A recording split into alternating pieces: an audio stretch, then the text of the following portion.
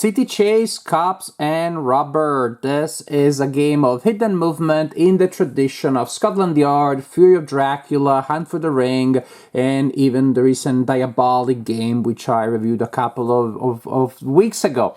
One player will be a criminal in this case, and that player will be hiding on the board, and then 1 to 3 other players will be controlling helicopters trying to catch the thief. What you see here, as you notice probably from the opening shot, is the Korean edition. That's the one that the publisher sent me, but it comes with a rule book that is in English, so I could play the game with my friends, and I'm pretty sure you can find other editions too if you don't want the box lid in Korean, but then why wouldn't you? It just looks so cool. The game sure has quite a table presence, doesn't it? When you see it set up like this with the helicopters, almost look like they have tractor beams, and they're gonna perform an alien abduction. And then we have these buildings here that can be removed from the board, but also thanks to those pegs, they're not likely to fall too easily, although sometimes they still will. Yes, sometimes they still might, so be careful that that doesn't happen.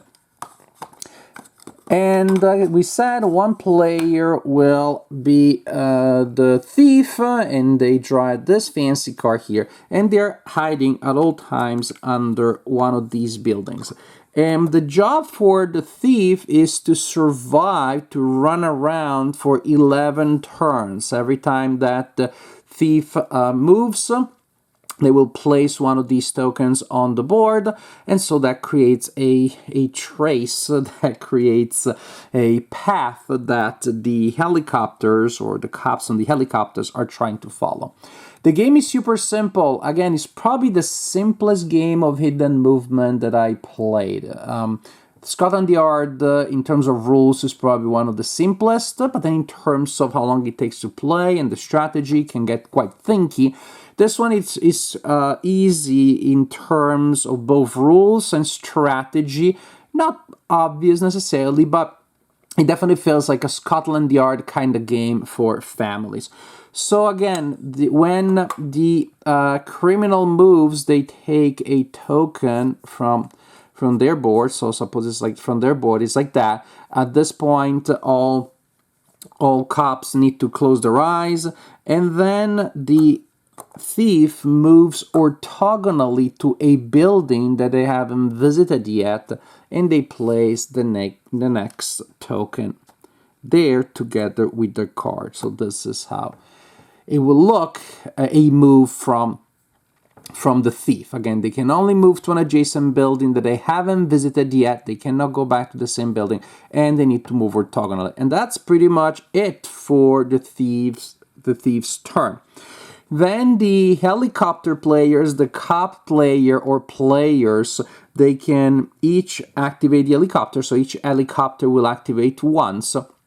And they can choose the players in which order the helicopters activate, which can be important.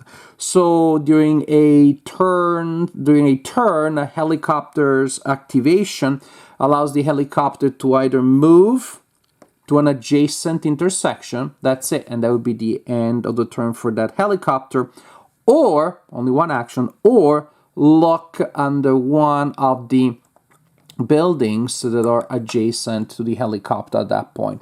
And suppose that that's the turn for that player or that helicopter, that player looks into that under that one, and this player looks under that one. Then we go back to the thief. Every cop closes their eyes, and here the thief decides to move there and places a token there.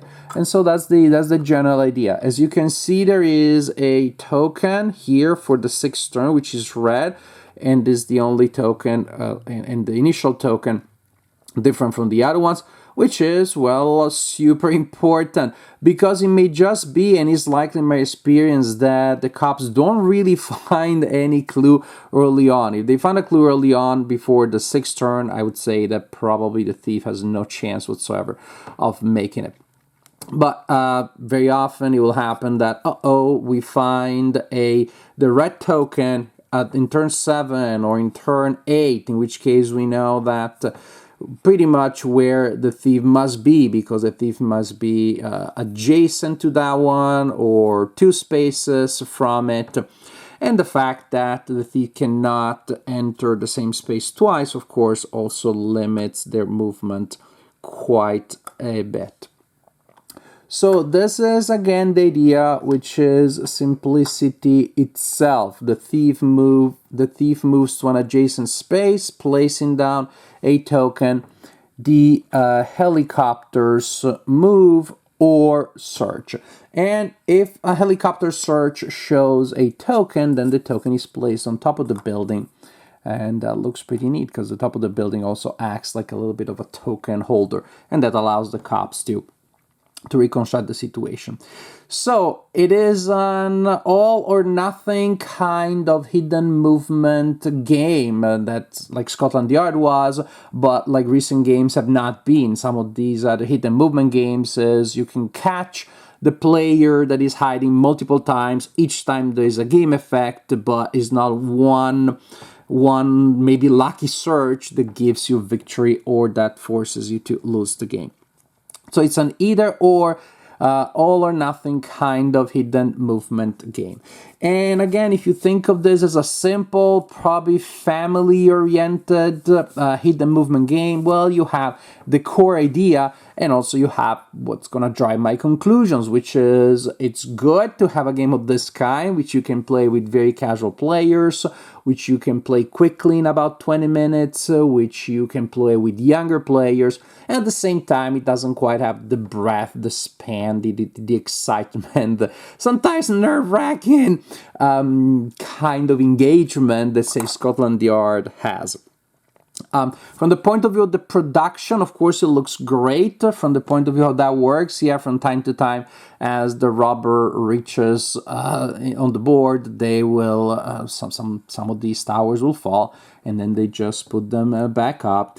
It's a bit annoying that the cops have to close their eyes every turn, as opposed to other games where, you know, in Scotland Yard you just write down your location, and so you almost never are on the board as the criminal, and so the other players can just keep looking at the board. So from the point of view of the production, it looks great and it's functional enough. Again, if the robber doesn't make too much of a mess with the towers, and also doesn't make too much noise. When you're sitting there as the cop with your eyes closed, you start realizing that you have superpowers, because you start feeling that you can tell if I'm sitting here, I feel like I can tell if it's coming from here or here or here, which may or not be true, but I feel that way. And so then the robber is like talking or singing or making other kinds of noise to cover that. That's what happens in our experience. So the advantages are that you have a simple way of playing a hidden movement game with casual young players in like 20 minutes or less. The disadvantage is it is a simple hidden movement game that just doesn't have quite as much, and you feel maybe dictated by luck and by a single mistake quite easily. Matter of fact, sometimes you may feel kind of anticlimactic, because for the first part of the game, the cops are looking for the criminal, and they find the criminal fairly late, and then just to realize by counting moves that the cops can't make it. So it's entirely possible that you realize that the game is already decided in move 8 or 9, simply because everybody's far. And at that point, the robber can simply count spaces and be mathematically certain that it cannot be caught. So that's a bit anticlimactic, that you're looking without finding anybody, and when you find them, you realize that you lost the game. That may happen, but again, the advantage is that took you maybe 15 minutes, and you try again, and you'll have games where the logic is a little more interesting, but you do get the sense that once you start having the right information, the game is either solved for one character or entirely solved for the other player. And so that's a little bit of a weakness in there, that the last couple of turns I say, oh my gosh, the player could be here, could be there. You get the sense that instead of the stakes going up, they somehow go down, because you know for certain that you'll capture the criminal, or for certain the little criminal will get away. So those are the pluses and the minuses.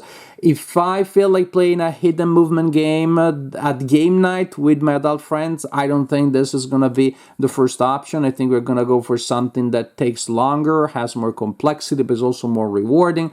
But again, there is a time and place in most families, or when your relatives are coming to visit and they don't play games regularly.